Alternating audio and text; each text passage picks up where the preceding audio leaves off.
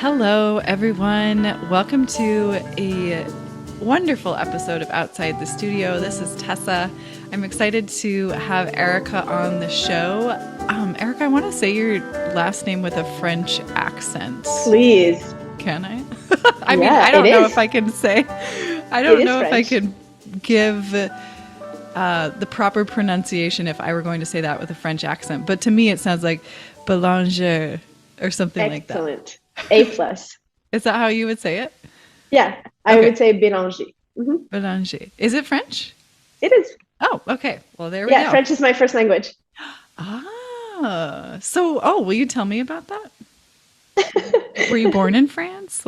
I'm born in Montreal, Canada. So I'm French Canadian. Oh, okay, cool. And so you grew up in Montreal speaking and learning both French and English, right? Is that true? Correct. Okay. Yeah, we start to learn English in third grade. And I'm sorry, my video is stopped and doing something funny. We start. Let me get there. You are. This. Okay. Yeah. So we start to learn English in the third grade, and we start at 30 minutes per week, and slowly but surely it goes up with school. And I went to college in languages, so I learned English further, more advanced kind of classes. And then I took on Spanish and German, and then I went on to undergrad, and I continued. So I did English all through school, all the way till, my bachelor's. So. And then I lived in the US, so I worked in English, and now all my work is in English. The podcast is in English. So everything I do is in English now. Do you still utilize French with family and friends back home? Mm-hmm. I speak French with my parents once a week when we do a little FaceTime together, because I don't live in Montreal anymore. So we connect and we talk French for sure. They would be appalled if I wanted to speak English with them. I took 1 year of French in college and tried my best to employ that when I visited France in, I think it was 2017. And I was surprised by how, for that 1 year of how much I retained and how much I felt like came back. But it's such a beautiful language. I could just listen to it all day. It's like honey, like warm honey being poured over me. I love French. Do you think it's true what they say? I've heard this. I'm curious what you think, knowing you're multilingual. I've heard that once you learn one, or once you have a second language, it's much easier to learn, especially with the Romance, the Latin languages. But you said of course, if you learn languages, yeah. If you learn, I think there's a process that your brain starts to understand, on how it works to learn a new language. And the more you do it, the easier it becomes. That's one part, I believe. The other part, of course, if you're learning a language that has the same roots, you're going to have reference points, right? Some things that are going to be similar, that you make kind of deductions and assumption. You're like, this sounds similar to, it's probably similar to, right? Yeah. So that helps for sure. If you go into a totally different branches of language, like German for me was very far from French. I also actually studied Czech, which was extremely far from French as well. I don't speak it, so I didn't, I don't say I speak Czech today. I don't, but I took 2 years of Czech. Those are a lot more difficult because you have no reference whatsoever. All you have to rely on is what does it mean and look like to learn a new language, because you've done that. You have that skill. You've done that. You've had that experience in the past. Yeah. Well, it's so interesting. I love learning languages. I was listening to an episode of Tim Ferriss's podcast. He was interviewing Luis von Ahn, I believe that's how you say his name. He's the founder, creator, CEO of Duolingo. It's just a fascinating. Have you ever used that app? Probably. I have not, but I know a lot of people that use it here. I live in Costa Rica now, and so there's a lot of expats that are trying to learn Spanish on the go, and everybody uses Duolingo, I hear. Yeah, it was an interesting episode. If you're interested in language at all as a second language, I would highly recommend that episode. All right. So, okay, I did not introduce you, which I said I was going to do. We just kind of dove into speaking about languages. So, I'm going to briefly read your bio, Erica, and then we'll turn the podcast in a different direction, which has a lot to do with my wheelhouse, which is yoga and healing and mental health and plant medicine, all of those things. So Erica is a yoga teacher, stress coach, and the host of the On and Off Your Mat podcast. As a teacher and leader, Erica helps her clients move from surviving to thriving by managing their thoughts, feeling their feelings, and regulating their nervous system so they can reconnect to their body and its need to experience more joy, connection, and love. Her radiant spirit and engaging sense of humor create light-hearted practices focused on awareness, intentional movement, and self-care. She empowers her students and clients to awaken to themselves, become embodied, and build the life of their dreams. That's great work. And I can tell this is true for you, having listened to some of your podcast episodes, just the little bit we've got to chat before we started to record. And so I'm really excited to have you on the show today. And where should we start? I want to talk about rewiring stress as a big topic, right? And because you have a background in teaching yoga and experience in doing it yourself as a practitioner, can you talk to me a little bit about yoga? And when I say yoga, I don't just mean the asana, the postures, and I know you're familiar with this as a teacher yourselves, but also the meditative aspect, the breath work, and how do we use that kind of practice to actually change our minds and rewire our brains to succeed in environments where maybe before that anxiety or stress was the habitual response. I mean, I think that environment is the world right now. Like it doesn't have to mean that you have a particular stressful job. I think we are bombarded with stressors, and we learn to talk to ourselves in a way that adds so much stress on our system as well, right? So when we talk about our thoughts, there's so many thoughts we have that are so stressful and we don't even realize it. So I think when we think about how using all our practices to rewire our stress, we kind of have to take a step back and first look at our relationship with stress. Like if we believe that stress is completely inevitable in our life, if we believe that's the only way we're successful and we attach happiness to success, if we believe that stress is a great motivator, like those are going to affect your relationship to stress and what you're going to do about it. And if you're very stressed, you start to forget that you are. It becomes like this normal thing you see all around you and you experience as a new normal. And then you lose contact with what it actually is to not be stressed. And I've been asked by medical practitioners in the past, how stressed are you? And I was like, not really. I just came back from vacation. I practiced yoga and meditation, where in fact, my body showed extreme signs of stress, but I didn't even know what those signs were, right? I couldn't even put my finger on the fact that oh yeah, I am actually super stressed. And when we have belief that stress is something needed, we seek it in this unconscious way. We create a life to have more stress, right? Because we believe that that's going to help us. Even if it's unconscious, a lot of us do that. So we have to learn that language of our body. And I think yoga starts there. It started there for me, to reconnect to body sensations, to reopen myself to not being completely numbed out, because that too is very encouraged in our society. Forget about feeling all the horrible things. Numb yourself out with whatever you want: food, TV, shopping, drugs, alcohol, right? There's so many things we use to numb ourselves, to avoid those quote unquote bad feelings. And I think yoga for me was the first step into feeling the ground, feeling my muscles, feeling myself, and being oh, this happens when I do this, feeling my breath, noticing I'm holding right now. I took a deep breath, right? Noticing all those little things that we can't pay attention to when we're on autopilot all day long. So I think the first step is that reconnecting to your body and to yourself, building that awareness of your experience. And then once you know a little bit more about that, and you know a little bit what are the signs of stress, then you can start to rewire. Does that make sense? Like Yeah. taking Oh, that step back. yeah. I mean, I've Yeah. been nodding my head vigorously as you were speaking because all of these things I've had my own experience with in my own life and my own body. And even though yoga is something I teach, I think there's this myth that if we're a teacher, then oh, we've got it all figured out, or we don't experience stress in the same way, or we maybe there's this myth that we experience it less. I think for me that nothing could be farther from the truth. This is the stuff I teach because this is the stuff that I'm trying to learn myself. And We I can teach only what we take, need. yeah, exactly.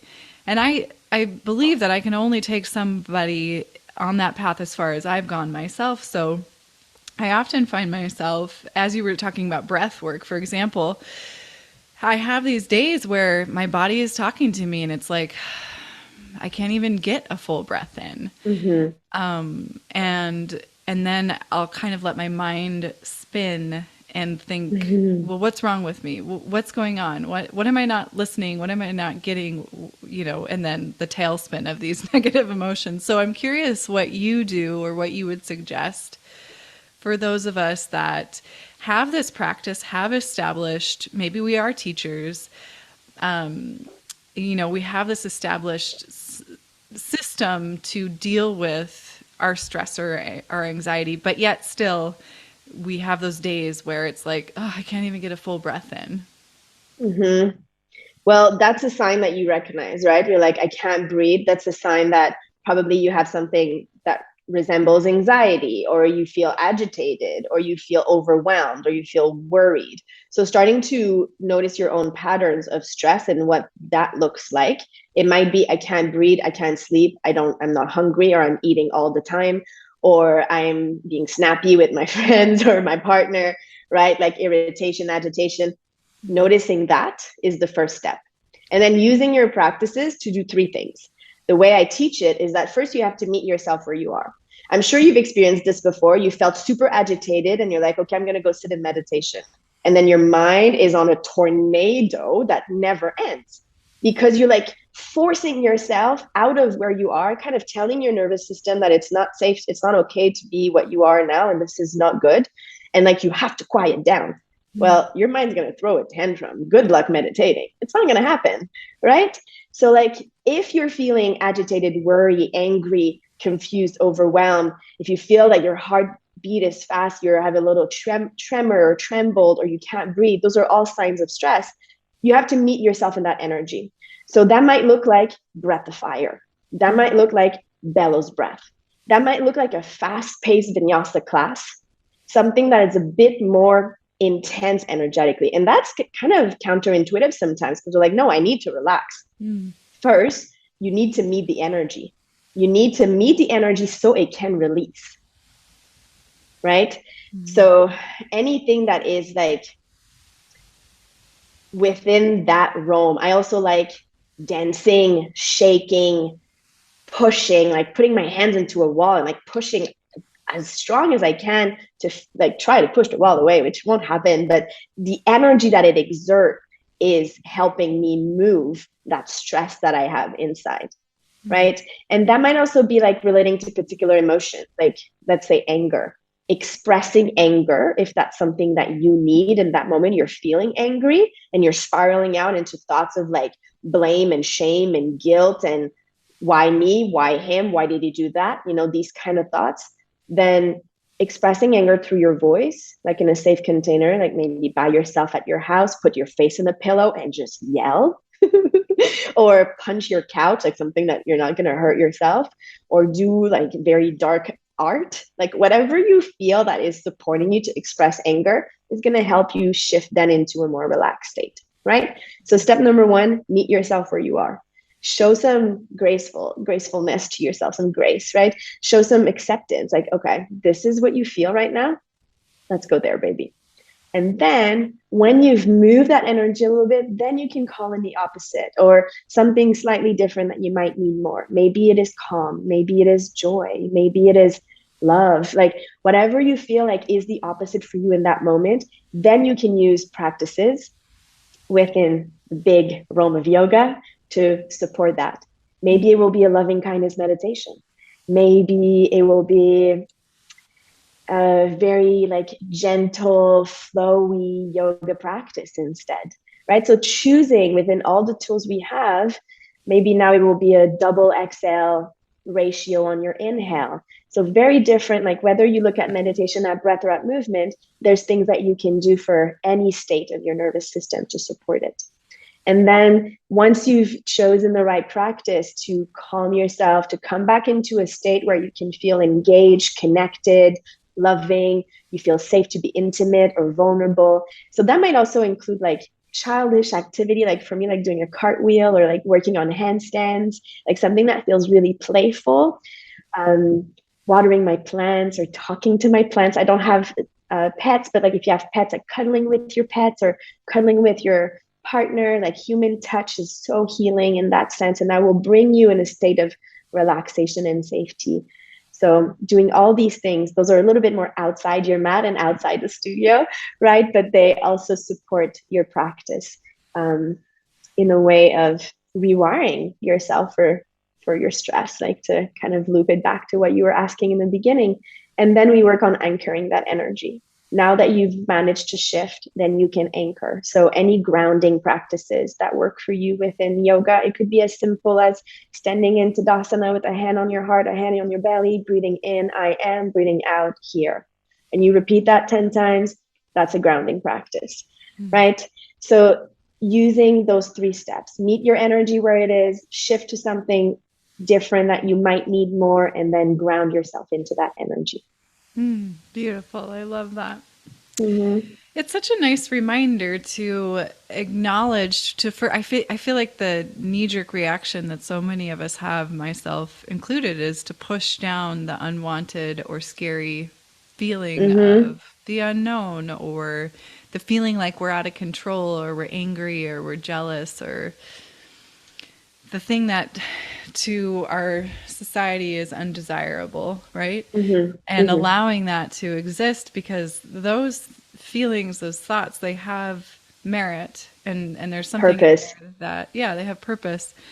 There's something in there that, you know, some sort of teaching mechanism, or some sort of acknowledgement, or some sort of safety mechanism that a lot of us have developed along the way to keep us safe, left unchecked. Sometimes they don't serve us so well in adulthood, but it's not the call. What I love about what you're saying, it's not the call to just sweep that under the rug and ignore it, but rather explore it, allow it to be expressed, and then move towards something like meditation. I have 100% had that experience many times of being like, okay, I'm really stressed out, I'm going to go sit. Usually what happens for me is I'll go lay down and try to have a yoga nidra practice. And oftentimes, if I'm already in that state, I'll feel like I want to jump out of my skin. So which is counterproductive, right? Because I need to be moving that energy and acknowledging it in the first place in order to move it. So I love that. That's so wonderful. You mentioned, the numbing behavior of our society. How many of us have? I feel like we all have a vice where it's like, and I don't think it's always wrong, right? To want to just watch Netflix, or to self-soothe by having your favorite treat.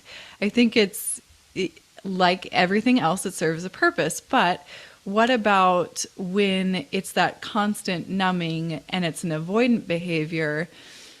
How do we stop that? How do we redirect? How do we identify that we've even gotten to that place in the first place? I think it starts with asking yourself where you're stuck. Like, what are you doing again, and again, and you're not getting the result you want to get, right? Like, if you binge eat or you binge TV, let's say you binge eat, and of course there's a choice that you can make to soothe yourself on this one particular day with your favorite comfort food. And that is, if it's a choice that you're consciously making, that's very different than if it's your automatic response to anything that's uncomfortable, right? So it's starting to notice, am I making a choice, Or is this so automated that I don't even feel like I have a choice and this is what I need to do in the moment? So choice versus need is, I think, one place we have to start to look at. And then if you ask yourself like where you're stuck, what's the result you're getting in that situation? Like if you binge eat, are you feeling better after? Chances are the answer is no. Like you feel better for 5 seconds when the food is in your mouth. And as soon as you swallow, you start to feel shame and guilt and anger and resentment for yourself and all the things. So is it actually working? Like truthfully, is it working? It's affecting your health. It's probably affecting your relationship because maybe you're like being deceiving or lying or being secretive, right? You're closing people off. Like, is it actually giving you the result you want? What it is the thing you want? Do you actually want love and connection and feeling engaged and social and like just excited about life? Or do you want to feel like you want to hide and, you know, be in a dark room all day? Like, I doubt people would answer, yeah, that's what I want for my life, you know? So asking yourself what you want and then looking at the result you are getting, what are the actions that you take to get to that result? So like kind of backtracking what we're doing. So if you're always getting a certain result, what's the action you're taking? And then you'll start to see that you have patterns that you take very similar action very regularly, right? And then the way I like to think about it is what emotion fueled that action? Like, why did you take that action? Because you were feeling stressed, because you were feeling scared, because you were feeling triggered in some way. So like breaking down the cycle, thought, feeling, action. But we're kind of going in reverse right now, right? Looking at what's the result that I get? What's the action I took to get to that result? What's the feeling that fueled that action? That because we move according to how we feel. If I feel scared, I'm going to react in a particular way. If I'm going to take a particular action. If I feel worried, I'm going to take a particular action, right? Because our nervous system is always trying to protect us. And it's going to do like the best thing that it can in the moment with the resources and the tools that we have to accomplish that. So once you know what's the action you're taking, what's the emotion or the feeling that has fueled that action, then what's the thought that had fueled that feeling? So if you're feeling angry, are you thinking that the world is against you? That, you know, all men or all women are this? Are you thinking, you know, are you like making everything about you? Like someone is angry and you're like convinced that you did something wrong or you are wrong in some way or you are not enough for that person. So watching what are the thoughts that fuel your emotion, what emotion fuel your action, and then that creates the result that you don't want to have. And then once you start to see that pattern, you can do it in reverse and become conscious about it and then create practices to shift your thoughts. Like start at the source, learn how to shift your thoughts, to process your emotions, to create the emotions that you need, to take the action that you need to create the result that you need. Does that make sense? Yeah. Yeah. I want to extrapolate something out of that. Okay, go ahead. It was, you said asking yourself what you want, which I think relates very much to obviously the self-sabotaging behavior. And my question is, or how I want to dive into this is thinking about, so I have this, I used to have this like calendar of quotes. So every day I would get to my desk and it would be like, I'd rip off a page and there would be a new quote for the day. And one of my favorite ones that I still have in my fridge, because this calendar is like 5 years old, said something along the lines of, rare is the person that knows so fully what they want out of their life. So few of us can think what to ask when we throw a coin in a pond and wish for something. And this has me on that thread of, well, do we really know what we want? Like, do we stop and do we do that introspection in terms of... We have to. Right? I think that's what this work is all about, right? The work of yoga, the work of meditation, the work of mental health, of healing and health. And when I say health, I mean holistically. But I think that it can be such an overwhelming question to ask ourselves. And it can kind of spiral into like, well, what if I'm not doing what I'm supposed to be doing with my life? Well, what is my life's work? What is my purpose? Oh my God, such big questions when you don't even know what you want for breakfast, you know? Exactly. So I'm wondering how you apply these ideas to your life. Like, for example, do you feel like you know what your life purpose is? I imagine that you've spent some time thinking about this in this realm. And, how do we start to think about this in a way that's kind of like what I love about all of the things that you're saying are it's very we take a topic like self-sabotage or stress and we break it down to something that's simple and bite-sized and actionable. So I wonder if we can apply that to something like life purpose. Sure, of course. So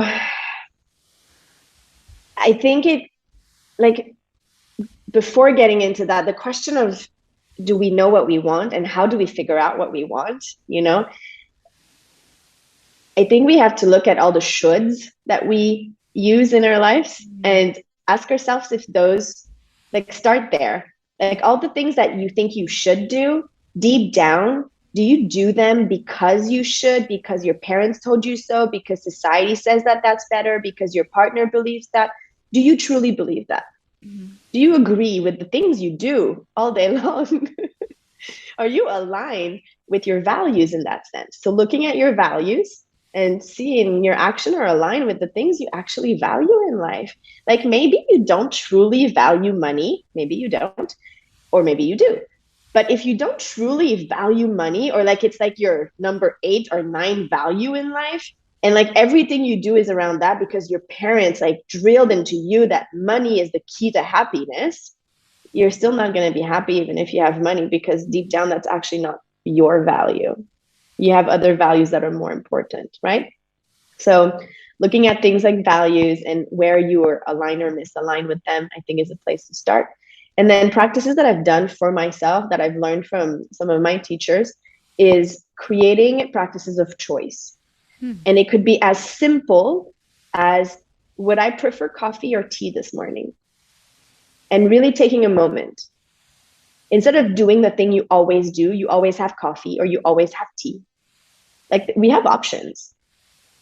Let's say you always have tea and you always have the same tea. Like, would I prefer a chai this morning or a ginger lemon? And really taking the time to feel it in, because those are not like scary decisions to make, right? Like they don't have huge impacts. So starting with tiny things and getting into the habit of asking yourself if the action you're about to take, you actually want to take that action, if that is what you're feeling like drawn to right now. And so over time, you can do this for bigger things, eventually your life purpose, but like we need to start tiny, tiny, tiny, tiny. Mm-hmm.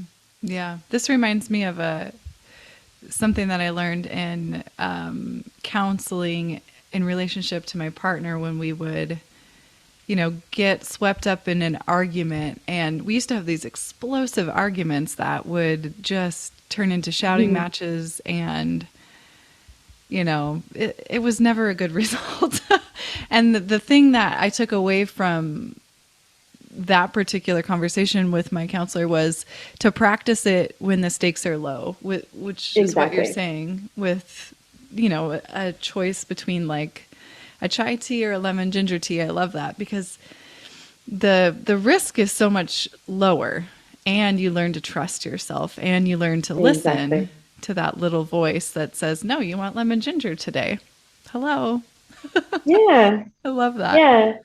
And like also getting into the habit of not needing the intellectual understanding of why you want something. You don't have to like be able to like rationalize the fact that you prefer lemon this morning, like just trusting that that's what you want and that's what you'll get and that's okay. So it's a lot about that trust, exactly like the way you're talking, creating safety within yourself.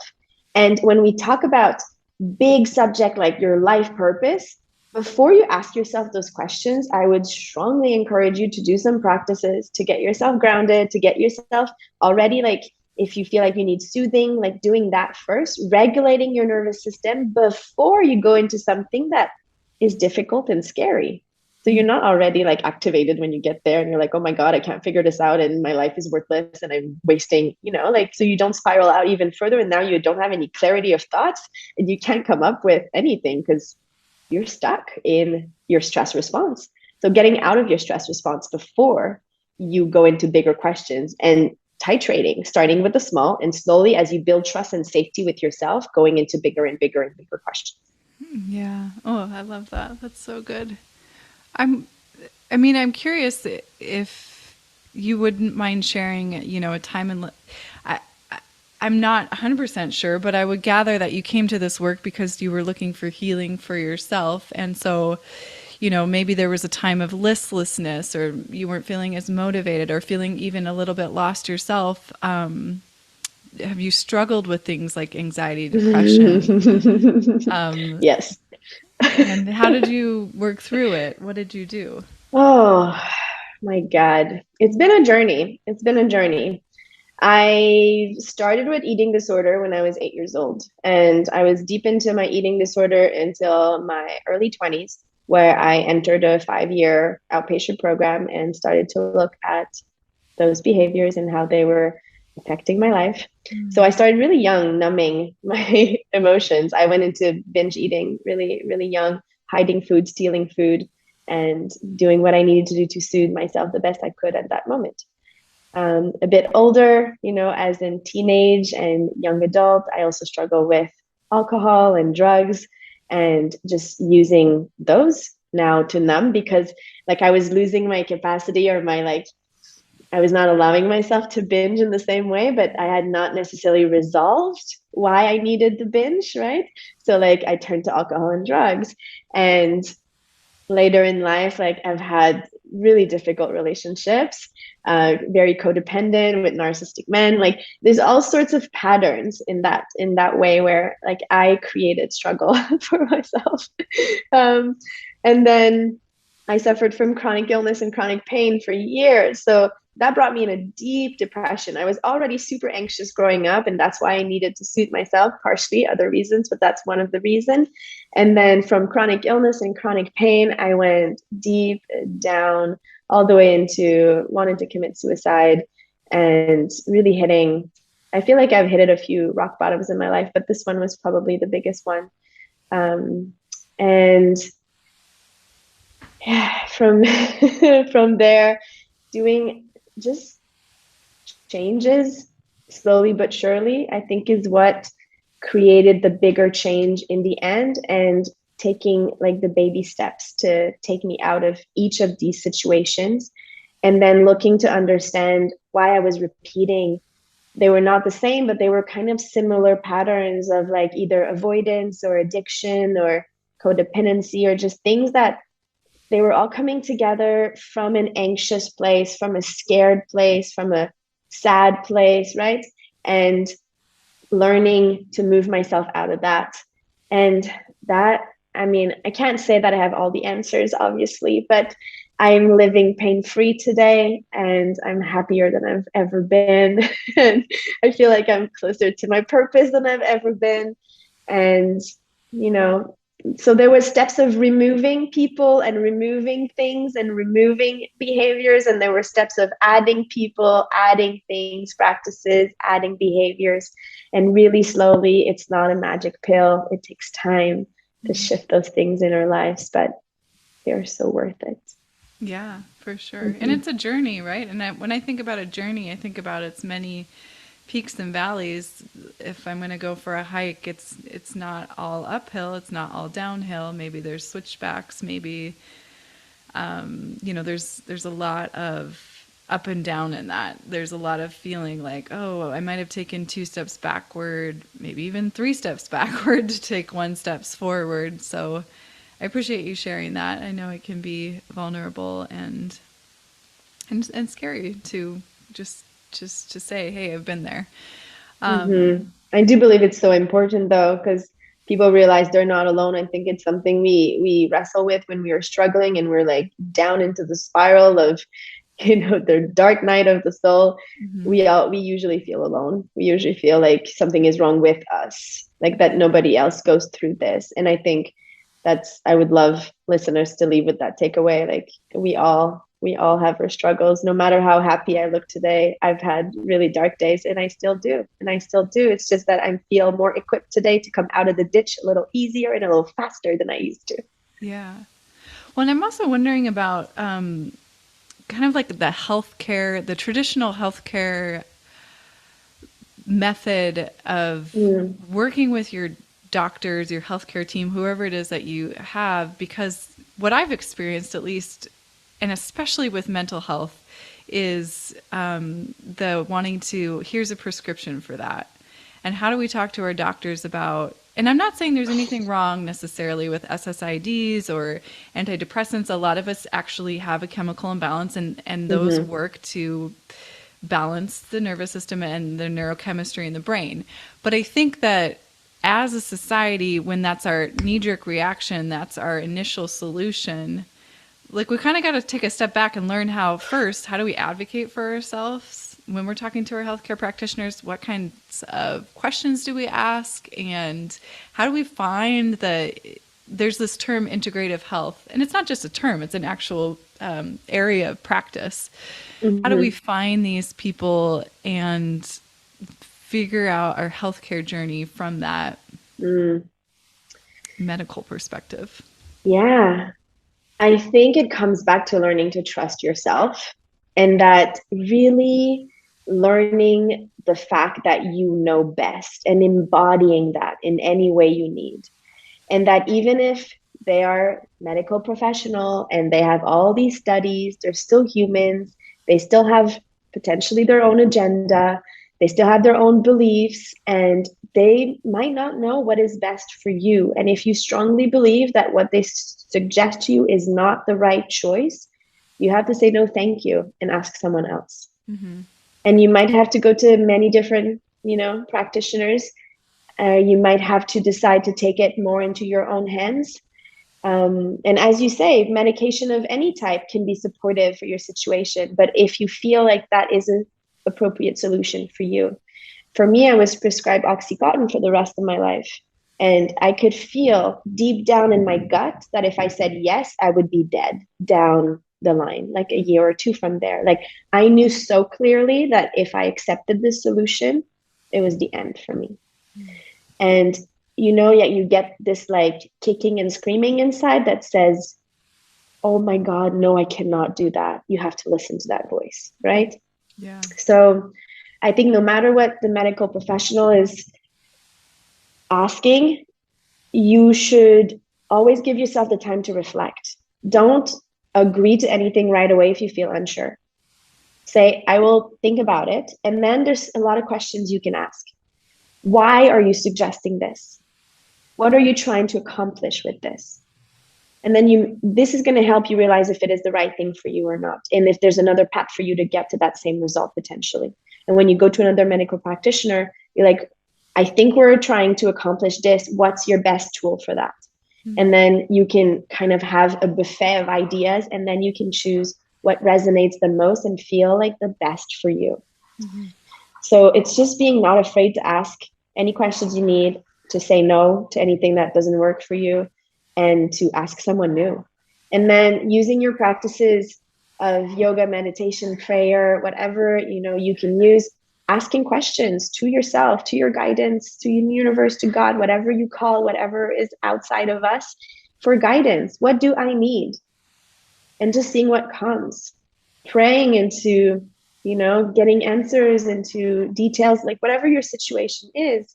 And then building that self-trust with any practice that helps you build self-trust. And I think you can always go back to that doctor and say, okay, I changed my mind. I'm willing to try this solution. But if you try it without wanting to do so, if you try it without asking any questions, if you try it and you really don't want to, the day you realize that it's not working for you, you're going to feel like you let yourself down.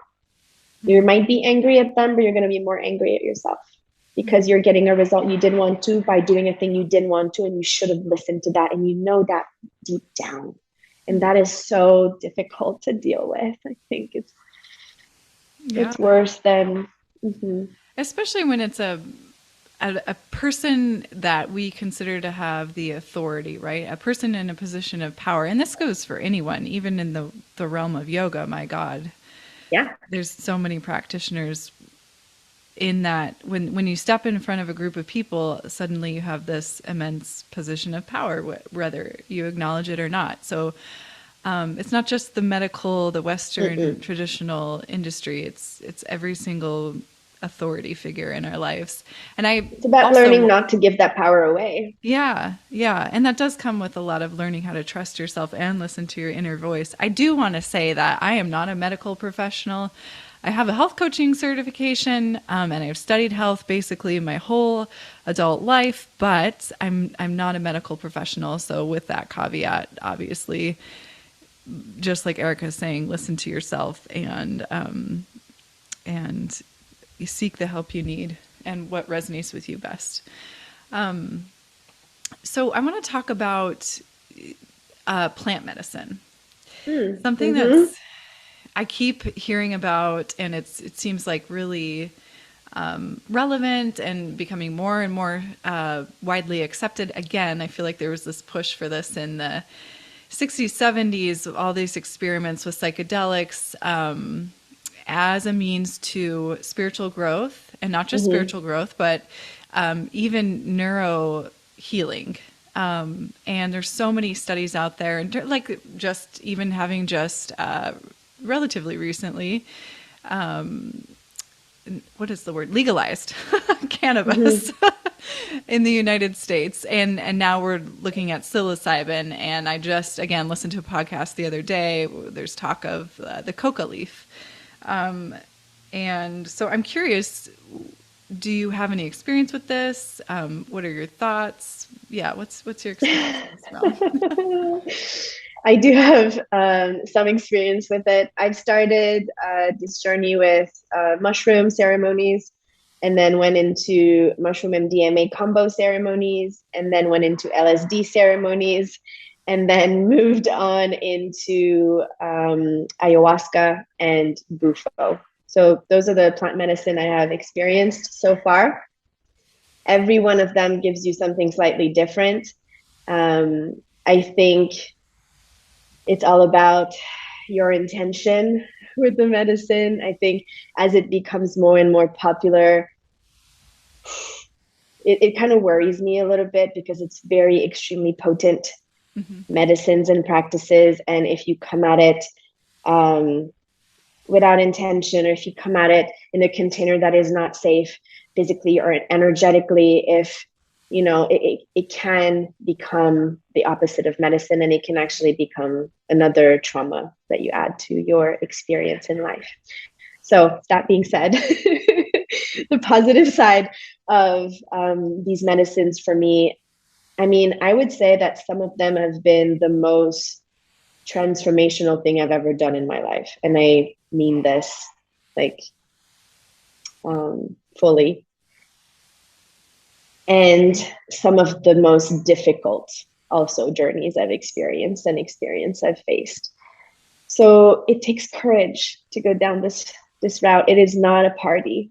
Ayahuasca is no fun, like, don't think you're going there to chant and dance and have a good night. Like, this is not that.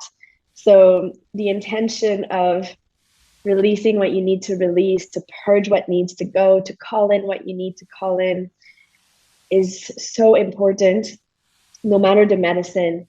And doing some research to make sure you're with trusted facilitator and shamans, and you're in smaller groups. My experience, I've done smaller and bigger groups, and like, I wouldn't recommend people to go into groups of 40s to do ayahuasca. Like, stay in smaller groups of 10, 12.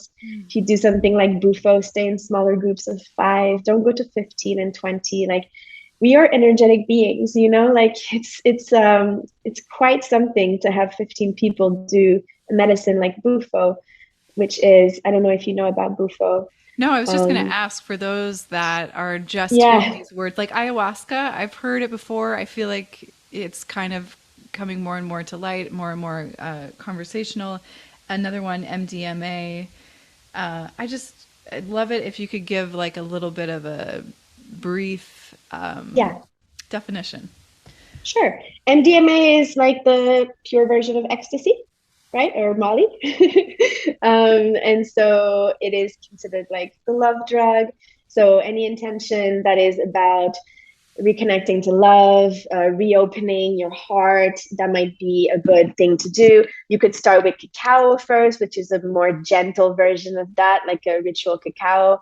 is also a very heart opening option. There's also San Pedro, which is a cactus that comes from Peru mainly, that is also a heart opener, as in ritual. So those would be like those categories together. Mushroom, LSD are starting into your psychedelics. You can add DMT, so mushroom is pretty known by now, right? It's like mushrooms that are grown outside, but they grow in a particular setting, usually in cow's poop, which participates in the fact that they become magic. LSD is usually made in a lab in a little tab of paper that you put in your mouth. So different, like a more natural and a more chemical, handmade, man-made version, where the journeys will vary. Like a mushroom journey might go 4 or 5 hours if you take a dose that's appropriate for your body size. And the LSD will be double that, probably like 10 to 12 hours. So I wouldn't recommend people to start with LSD with their first psychedelic experience, because it's long. So if you don't like it, you're stuck there for a while, you know? Mm-hmm. And then ayahuasca comes from a mix of roots of a particular mix of plants that come either from Peru, Colombia, Brazil, or like big production of ayahuasca. So it's a root, a bark that they make in a tea, and you drink that tea. That will go also for 5 to 12 hours, depending on the dosage you take. They usually start you with 1 cup, and then they offer a second or a third cup down the road. So the more you take, the longer it lasts, of course. Bufo and Kambo are 2 very popular, or maybe not very popular, but they're starting to be popular medicines that come from the venom of a toad, so a frog. So they take the venom and they dry it, and then you either smoke it for bufo, or they burn your skin and put it on your skin for kambo. Although it's 2 different frogs, but like the process is kind of similar. It's a venom that you ingest. And this is very, kambo is all about detoxification. So you will purge physically, you will vomit, you will have diarrhea, have fever. It's to recalibrate your whole body and detox your whole body. Where bufo is a psychedelic that is 500 times more potent than pure chemical DMT, which is the compound that is in the psychedelic. So it is something extremely intense to participate in. So I would also definitely not recommend to start your psychedelic journey with bufo. I would take that down the line years if psychedelics feel like an appropriate path for you and they feel supportive and healing to you. It's not because it's getting popular that it's from everyone. And again, you have to listen to your intuition, you have to listen to your guidance, and trust that you know best what's for you and what's not. Yeah. Thank you. And I do, again, want to stress the point that we are not recommending that you go off and do this on your own. Absolutely not. And that please, if you're interested in this path, do the research. Make sure you're going to be, like Erika said, with a group that is smaller, that you can trust. Do your homework, because this stuff is, it's a double-edged sword. It's very healing, but just like any medicine can be poisonous if taken in the wrong dosage and in the wrong environment. Absolutely. One thing I'd love to touch on with you is, I keep hearing this term a lot. And again, I think another resource for wanting to learn more about this stuff, another podcast, is Tim Ferriss. He talks a lot. He does a lot of research. He has many, many experts who study this stuff in labs about, what's really going on when we're talking about DMT, when we're talking about MDMA. So please, please, please do your research. Be safe. And the one subject I do want to touch on this is the idea of psychedelic tourism, which I think is something that I'm hearing a lot. You know, people like going down to Costa Rica or Mexico and having these experiences with shamans, and the pros and cons of that. And also the aftermath. How do we responsibly reintegrate into our lives after having this kind of like mind-blowing experience and becoming almost what it feels like a different person, or even wondering, am I ever going to be me again? And integrating back into your daily life. Yeah.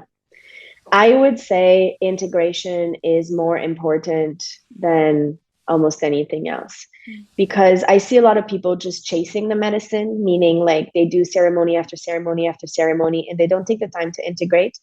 And in my opinion, you're losing the healing, like you're losing the potential really positive side effects.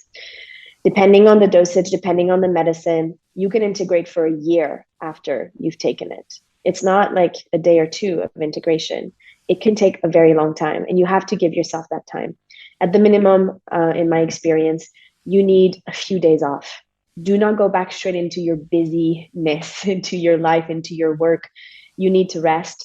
You need to refuel. A lot of those medicines you will be physically ill on. So you need to take the time to refuel, to build yourself back up, to sleep properly. A lot of these medicines you go on and not sleep for a few nights in a row, so it takes a toll on your body. So don't just go back to your life the next day, even if you feel physically able to. Some of them you will not feel physically able to.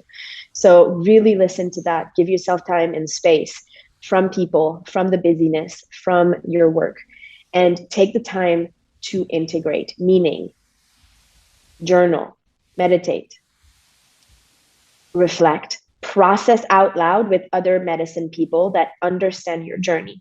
It's really hard to process these experiences with people that have never done it before, like with your parents or your siblings or your friends, and you're trying to explain and they're like they can hold space and listen to you, but you can't quite process the same way. They can't ask the right questions for you to figure out what's going on. So either you find a community in which you can process, or you do these journeys with trusted friends, and then you are together to support yourself in integration after. Going by yourself when you know no one, and then you go home by yourself and you have no one to talk about it. Ooh, good luck. And that might include maybe the route for you is a licensed therapist that works with psychedelics, that does psychedelic assisted therapy. So you have weeks and months of professional support to integrate the images you've seen, the message you've received, the voices you've heard, the feelings you've got, the shift and the things that you're like, I feel different, good and bad, a lot of things can happen. Like if you release big traumas, you might need to talk it out afterwards, right? So integration for me includes all of this. It includes taking time, slowing down, being mindful, reflection, processing out loud. And then whatever shift that you started to notice, you have to reinforce it with the behaviors in your life, the choices you make, the thoughts, right? We go back to that thought, feeling, action, result kind of pattern. You have to reinforce it. Otherwise, you just come back to your autopilot life, and then you have to go to medicine again or to find another route for healing because it didn't really last in the long run.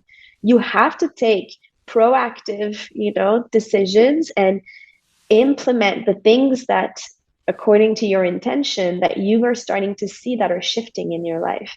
And when you hear that little voice that is asking you to do the thing you used to do that is not serving you, but you feel like you have another option, you have to take that option now, Mm-hmm. So this is all the integration work and really honoring that. And it's so, so, so important. So thank you for asking that question.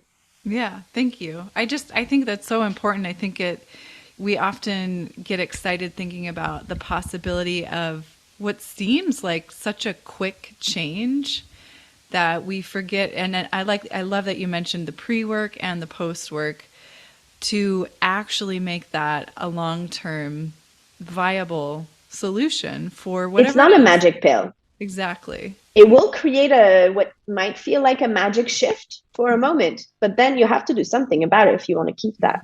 It will not stay. It's not just another route to avoid to do the work. Please hear this very clearly. Mm-hmm. Yeah. It is not a magic pill. It creates a huge shift, but then you have to do the work. And it's not easy work.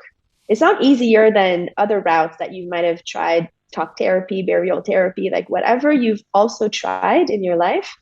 This is not just a magic thing that will fix you when you're not broken. That's another subject. But, don't go at it with that attitude because you're going to shoot yourself in the foot. Mm-hmm. Yeah. And I say that because I think that we get, like, we hear about people talking about, at least I've heard about people talking about their amazing experience in ayahuasca, how much it's changed their life. But then I hear them follow up with, and I do this every month. And I'm like, Mm. okay, so are you giving yourself the time to integrate? Is that really working? Is this really a long-term solution? And so I think we get stuck on, at least I do because I'm a Pisces, the sparkly experience of it The and that, shiny. yeah. And we forget about the shadow side of all of these things, the actual work that comes along before, after, during, whatever it is, that actually creates this holistic human experience. It's not all the good stuff all the time, and there isn't that one magic pill. That is not this. So thank you. And there is a thing such as too much medicine. Yeah, absolutely. I beg you to hear this message. You can take too much. There is repercussions that you can have long term. Things can shift. It's not all rainbows and flowers. Like any other thing you use. Like we talked earlier, how you can make a choice to use food to soothe yourself. And it can become an automatic pattern to avoid. If you're using medicine as a way to feel the bliss and forget what's in your life, and then you have to go on a very regular basis because without it, now you can't function and actually feel happy, then this is not serving you more than any other avoidant patterns you've picked up in your life. So what are your intentions? Why are you doing this? I think it's important to get clear on that. I feel like we've talked about that a lot today, like awareness of what you want. I feel like that's the theme of today. This is the takeaway. I think this is the takeaway, right? And I think that's a really important point to drive home, especially when we're talking about things like chronic stress, when we're talking about habits and behaviors that are self-sabotaging, when we're talking about the seeking and the curing of these pains that run so deeply in us. And remembering that the work it's a journey and it's a practice and it's showing up for yourself over and over again, and it's falling flat on your face and then again showing up for yourself with loving kindness and learning how to do that, because it's not, for at least for me, it's not easy. I've never met anyone who said that it's easy. So Erika, I want to be mindful of your time, but I also want to touch on, you're such a multifaceted person. You have so much experience, so much life experience, so much work and study that you've done. And I want to also highlight your podcast, On and Off Your Mat. I'd love to hear just a little bit. I've listened to it, so I know about it. But for listeners who want to know a little bit more about you and that platform that you have, could you give us a brief overview? Yeah, thank you so much for asking. So I have some solo episodes where I teach on the nervous system and stress and those things that are really dear to me, because I feel nervous system is basically at the source of everything else I teach. If you learn to regulate your nervous system and work with your thoughts and your emotions, then, doors are open for you to create what you want. So there's my solo teachings on there. And then I interview some of the most inspiring and accomplished yoga teachers, spiritual teachers, coaches out there for things that I'm not the expert on and I want to know more about. And I think it's important we share about and just participate in that, and then creating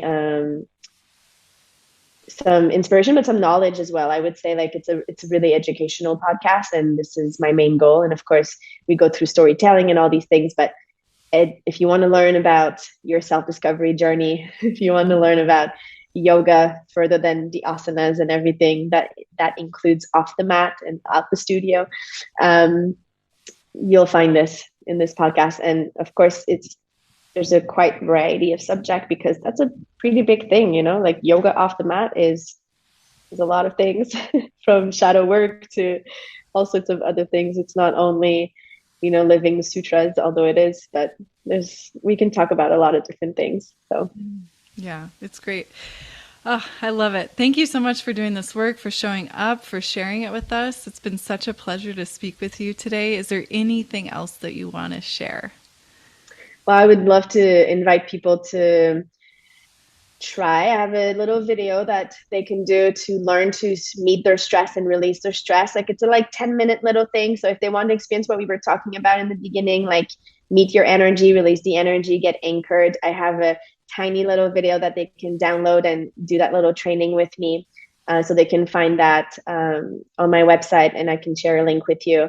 They can visit my website, which is erikabelanger.com, for all the things I offer, from yoga classes that are live on demand, one-on-one. I do yoga retreats every year. So there's a lot of yoga options for them on there. If they want to seek further coaching, one-on-one and group coaching, they'll also find the information there. And then they'll have the podcast there as well. So everything is there. And then if they want to come and say hello on social media, I'm on Instagram pretty much only. It's the only platform that I have the bandwidth to deal with.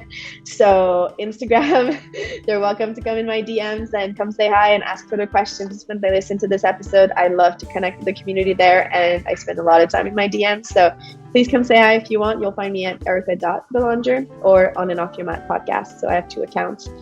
So those are all the things, I think. So this is it. Thank you so much for having me today. It was an honor to chat with you. Well, everyone, that concludes another amazing episode of Outside the Studio. I hope you enjoyed yourself. I hope you learned something new, maybe remembered something old, maybe felt inspired to apply something to your life. You can hear my dog in the background. She's doing a little happy dance. So Daisy enjoyed it. Anyhow, I wanted to just pop in here to wrap us up to say a couple of things. Number one, I have such an amazing team that helps me put these podcasts together. Without them, I wouldn't, be able to bring these amazing conversations to you. So thank you to my producer, my director of creative services, my sound editor, my engineer, Consistency Media. Don't know what I would do without you. Thank you, thank you, thank you. And the amazing creation and artistic musical genius, Drew Lovern. Thank you so much for putting together this music specifically for Outside the Studio. So unique to the show, only place you're ever going to hear it is right here. Thanks, you guys. You make my world go round. Stay well, everyone. Thank you for listening. Don't forget to subscribe, rate, and review, share on the socials, especially if it's a show that you think, hey, this could help somebody else. That's what this is all about, right? We're sharing information so that we're better, so that we're inspired, so that we're lifting each other up, and we're learning how to be in this world, living on this planet to the best of our ability, sharing information and inspiring one another. And that's my hope. That's my hope for the show. Take care.